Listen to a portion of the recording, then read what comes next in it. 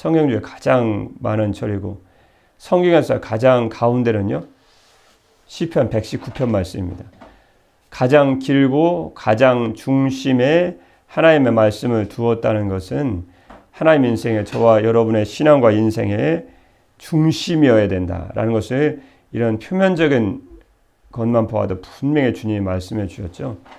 근데 참 시편 119편 말씀은 주님이 지은 정말 놀라운 시편이 아니라고 할 수 없습니다. 왜냐하면 22개의 연이 8절씩 22개의 연이 되는데 히브리어가 알파벳, 저희 같으면 기역, 니은인데 히브리 알파벳이 아인이라는 알파벳이고 페라는 아마 처음 들어보신 분도 계시고 들어보신 분도 계시겠지만 히브리 알파벳이 그렇게 되어 있습니다. 우리는 기역, 니은, 디가 이렇게 되지만 히브리어는 아인, 페, 사메 이런 알파벳으로 되어 있는데 제가 어제 원문을 잠깐 봤는데요. 22개의 연이 8절씩 22개의 연으로 되어 있고 각 연마다 히브리 알파벳을 첫자로 시작하고 있거든요.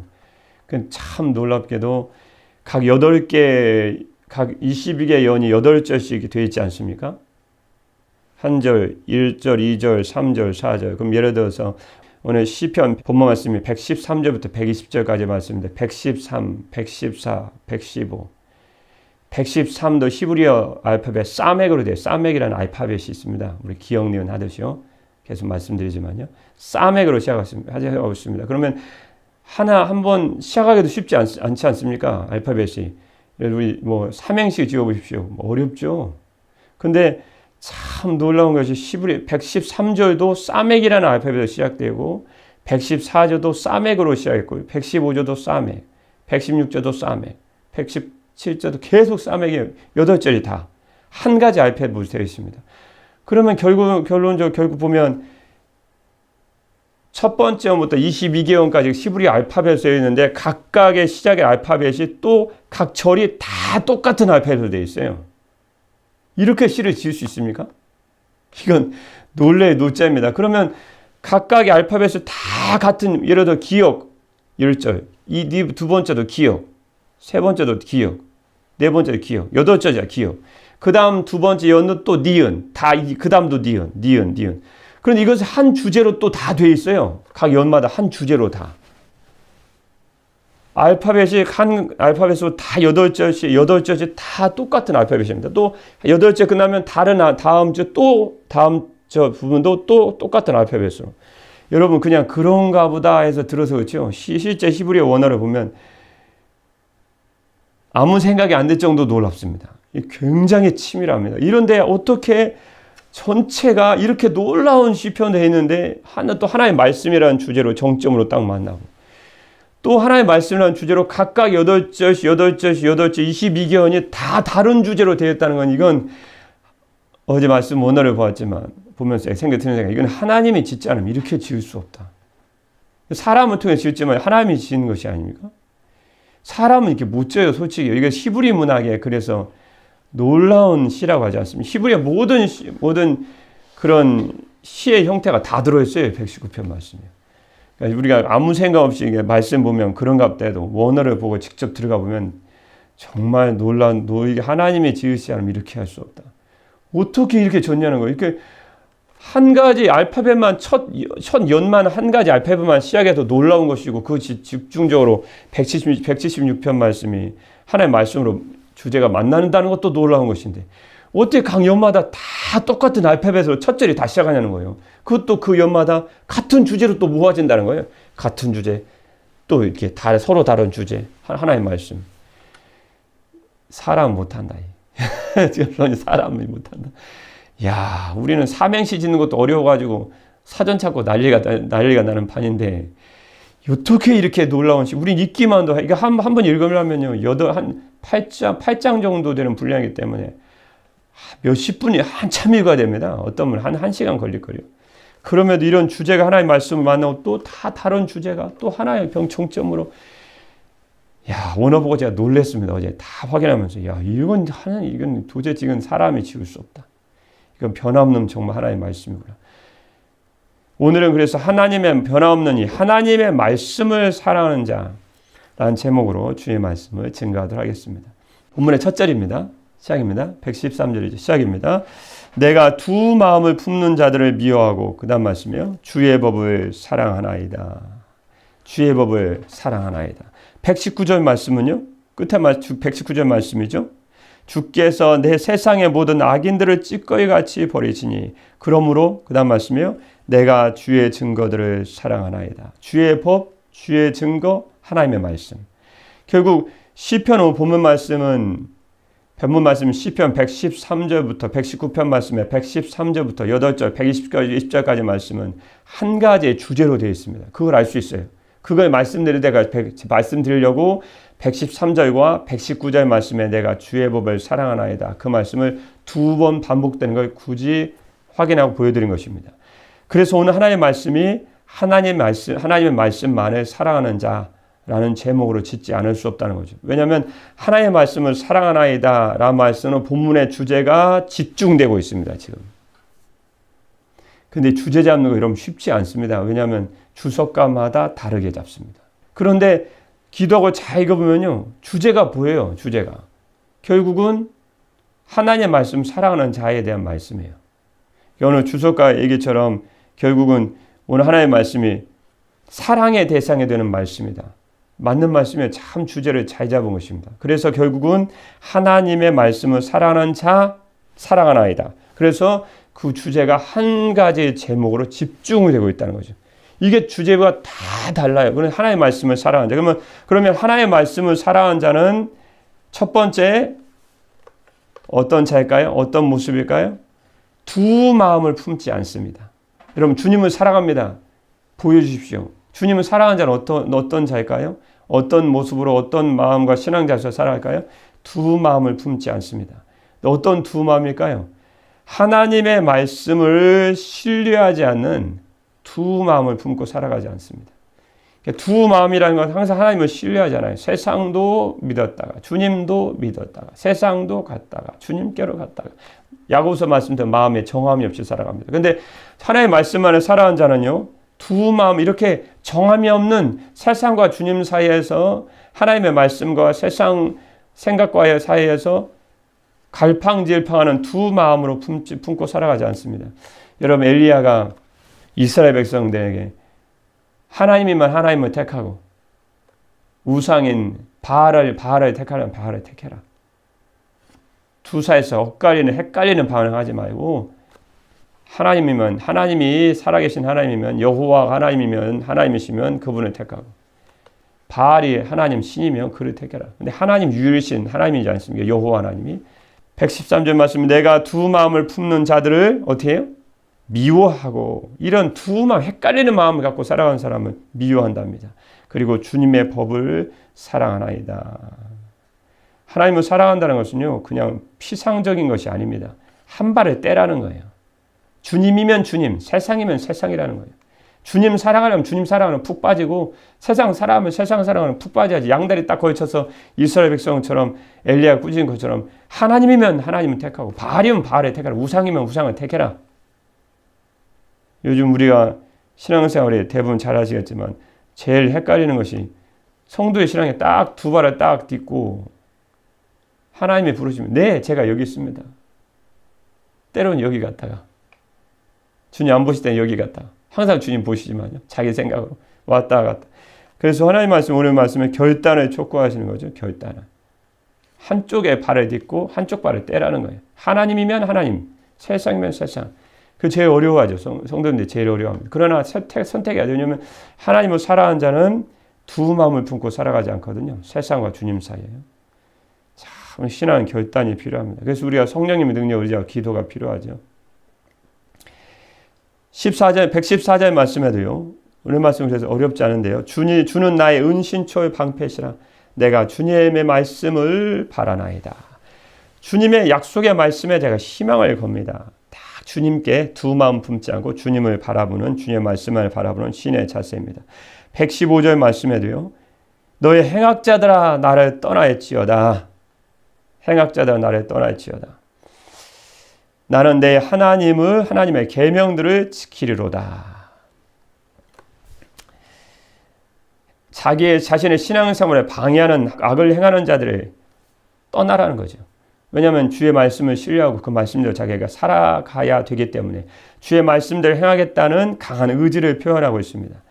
나는 내 하나님의 계명, 하나님의 말씀만을 내가 지킬 것이다. 그래서 하나님의 말씀을 사랑한 자는요, 오늘 113절 말씀이 소주의 첫 번째 말씀의 핵심 구절이라고 생각하시면 되겠습니다. 결단을 해야 되죠? 예. 성령의 능력 의지하고요.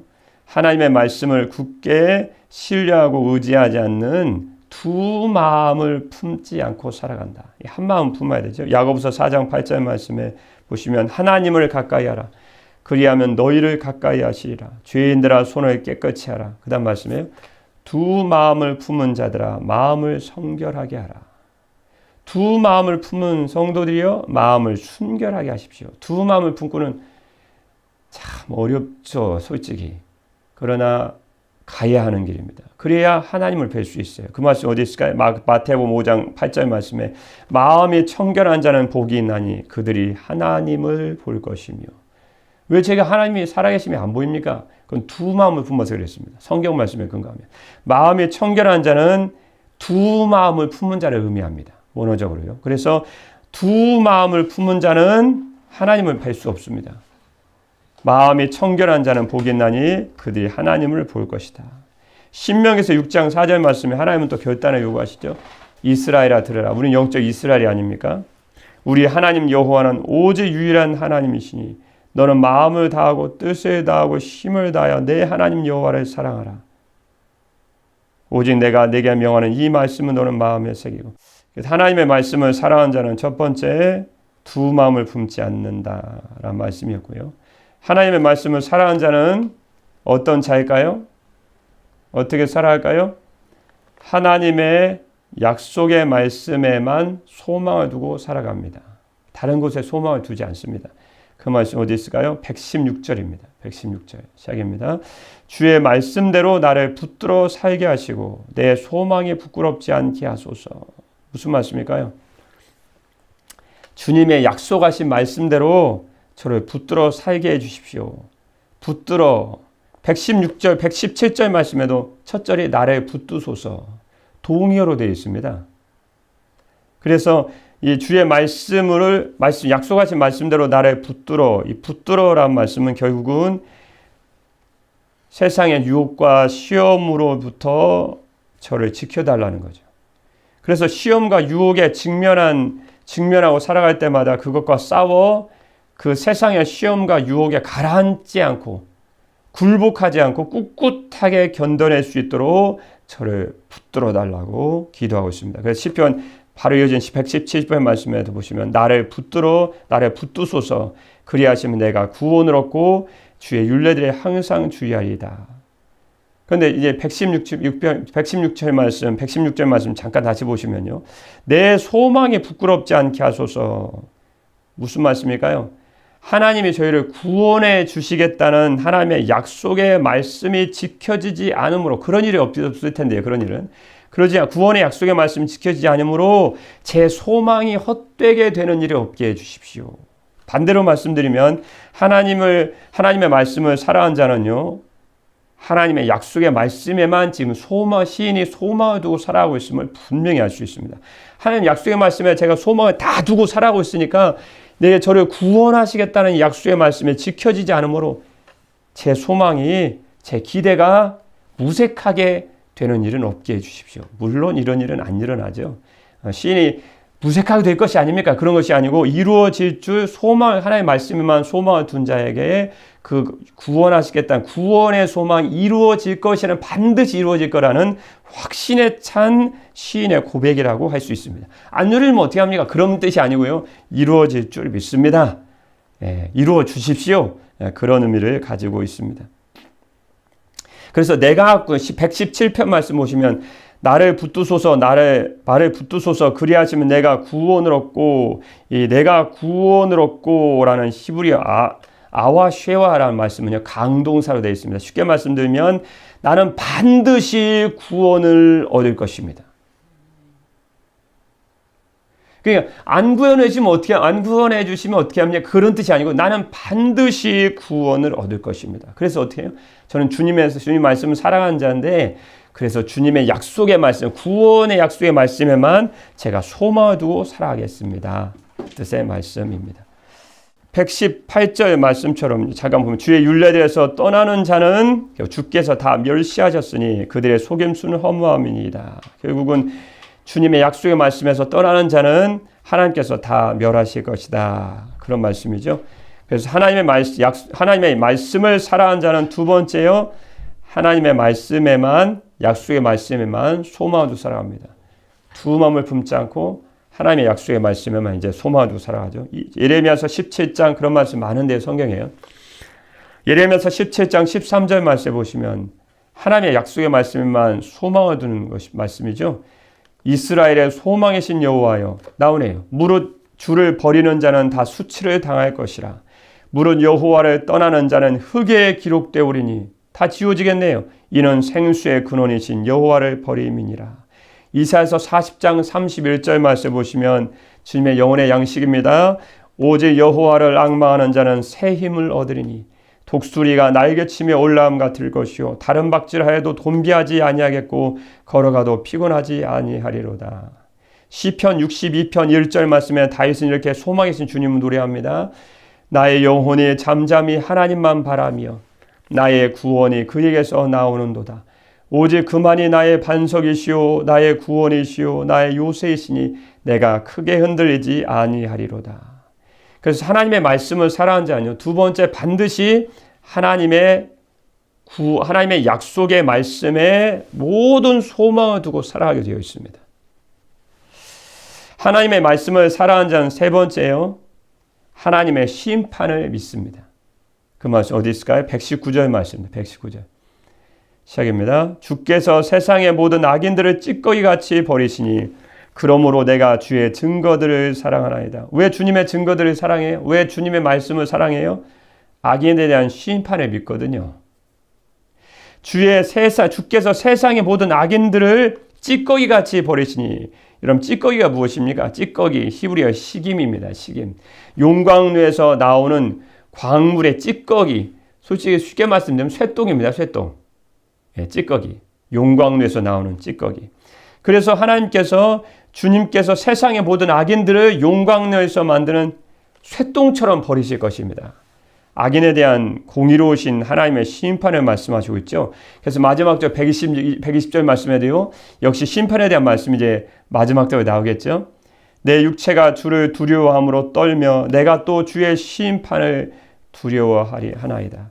네, 참 우리가 이런 공의로우신 악인을 쇠똥같이 여기시고 용광로의 찌꺼기같이 여기시고 심판하시고 공의로 주님이 행하는 대로 하지만 솔직히 우리가 주님 앞에서 공의로 주님 앞에 자신 있게 설 사람이 세상에 어디 있겠습니까? 늘 우리는 주님의 은혜만을 그래서 간구할 뿐이죠. 사도행전 10장 34절 말씀에 보시면 백부장 고넬료 가정에서 베드로가 이렇게 설교하죠. 베드로가 입을 열어 말하되 내가 참으로 하나님은 사람의 외모를 보지 아니하시고 각 나라 중 하나님을 경외하며 의를 행하는 사람은 다 받으시는 줄 깨달았도다. 이어진 42절 말씀에 보시면 우리에게 명하사 백성에게 전도하되 그 다음 말씀이에요. 하나님이 살아있는 자와 죽은 자의 재판장으로 예수님이시죠. 살아있는 자와 죽은 자의 재판장으로 정하신 자가 곧 이 사람 예수 그 예수님이신 것을 그 이 사람인 것을 증언하게 하셨고 그에 대하여 모든 선지자도 증언하되 그를 믿는 자마다 예수님을 믿는 사람들이 그를 믿는 사람들이 다 그의 이름을 힘입어 죄의 사함을 받는다 하였느니라. 요한복음 5장 29절 말씀에는 주님의 공의로우신 심판이 아니십니까? 선한 일을 행한 자는 생명의 부활로 악한 일을 행한 자는 심판의 부활로 나오리라. 선한 일을 한 사람은 부활하여 영생을 얻고 생명을 얻고 악한 일을 한 사람은 부활하여 심판을 받습니다. 요한계시록 22장 12절 말씀에 보시면 하나님의 아들 예수님께서 하신 말씀이죠. 보라 내가 속히 오리니 내가 줄 상이 내게 있어 각 사람에게 그가 행한 대로 갚아주리라. 갈라디아서 6장 8절 말씀에 보시면 자기의 육체를 위하여 심는 자는 육체로부터 썩어질 것을 거두고 성령을 위하여 심는 자는 성령으로부터 뭘 받을까요? 영생을 거두리라. 로마서 2장 6절 말씀에 보시면 하나님께서 각 사람에게 그 행한 대로 보응하시되 참고 선을 행하여 영광과 존귀와 썩지 아니함을 구하는 자에게는 영생으로 하시고 오직 당을 지어 진리를 따르지 아니하고 불의를 따르는 자에게는 진노와 분노로 하시리라. 악을 행하는 각 사람의 영에는 환난과 공고가 있으리니 먼저는 유대인에게요 그리고 헬라인에게며 선을 행하는 각 사람에게는 영광과 존귀와 평강이 있으리니 먼저는 유대인에게요 그리고 헬라인에게라. 이는 하나님께서 외모로 사람을 취하지 아니하심이라. 마태복음 16장 27절 말씀에 하나님의 아들이신 인자이신 예수님이 이렇게 말씀해 주셨습니다. 인자가 아버지의 영광으로 그 천사들과 함께 오리니 그때 각 사람이 행한 대로 갚으리라. 주께서 공의로우신 심판을 말씀해 주셨습니다. 그래서 하나님의 말씀을 살아가는 자는 세 번째 하나님의 공의로운 심판을 믿습니다. 미국 웨스트 버지니아주에 있는 프리덤 미니스트리 교회에 큰 화재가 발생했습니다. 얼마나 그 화재가 큰지 불길이 워낙 거세서 소방관들도 그 교회 내부에 진입조차 할 수 없었고 교회가 완전히 전소되고 나서야 다 타버린 거죠. 불길이 사그라 들었을 때야 불이 다 꺼진 뒤에 내부로 들어가서 정리를 할 수 있었습니다. 근데 불이 꺼진 후에 교회 안으로 들어가 정리하던 소방관이 무언가를 발견하고 깜짝 놀라서 동료들에게 소리쳤습니다.